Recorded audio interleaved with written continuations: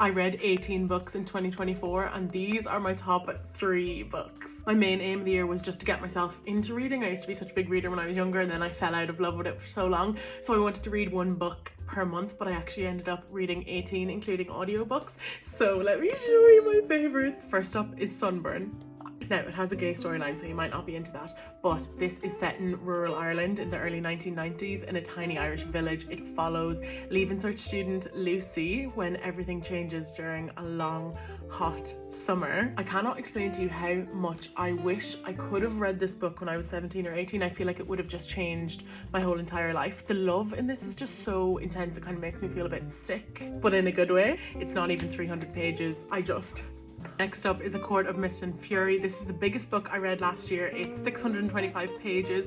It's the second book in the ACOTAR series. I'm sorry for being that basic and including an ACOTAR book, but they really are good. This book follows Farah after she has escaped under the mountain, but there is so much more evil yet to come. This is a really good enemies to lovers. If you're gonna write enemies to lovers, it just has to be like this. I'm sorry, it has to be. This is obviously a fantasy book. If you don't like fantasy, you're not gonna like ACOTAR, but there's so much adventure and magic in this. I love that kind of fiction where when I'm reading it, I'm literally in another universe in my head. It really does live up to the hype. I do want to mention though that allegedly the author is quite problematic, so I don't know if this is true, but maybe try buy secondhand or borrow off a friend.